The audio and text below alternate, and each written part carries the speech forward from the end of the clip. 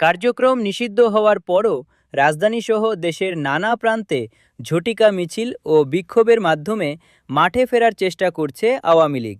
মূলত বিদেশে আত্মগোপনে থাকা নেতারা দেশের কর্মী সমর্থকদের রাজপথে নামাতে নানামুখী উস্কানি দিচ্ছেন। এই তৎপরতার অংশ হিসেবে গতকালও গণভবনের সামনে এবং মহাখালী এলাকায় ঝটিকা মিছিল করেন দলটির নেতাকর্মীরা। এমনকি মহাখালীর মিছিল থেকে ককটেল বিস্ফোরণের ঘটনাও ঘটে। এ ঘটনায় ইতিমধ্যে বিভিন্ন এলাকা থেকে জড়িতদের গ্রেপ্তারের খবর পাওয়া গেছে।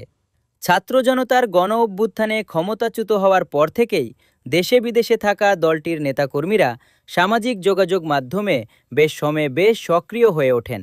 বিশেষ করে আগামী 23 জুন আওয়ামী লীগের প্রতিষ্ঠা বার্ষিকী ঘিরে অনলাইনে ব্যাপক প্রচারণা চালানো হচ্ছে, যার কিছুটা প্রভাব এখন রাজপথেও দৃশ্যমান। এছাড়া অন্যান্য রাজনৈতিক দলগুলোর ভেতরের কুন্দল বা বৈরী সম্পর্ককে কাজে লাগিয়ে তারা সুযোগ নেওয়ার চেষ্টা করছেন, যার ফলে সাম্প্রতিক সময়ে দেশ জুড়ে প্রায় প্রতিদিনই ছোট বড় মিছিল ও সমাবেশ করছেন আওয়ামী লীগের নেতাকর্মীরা।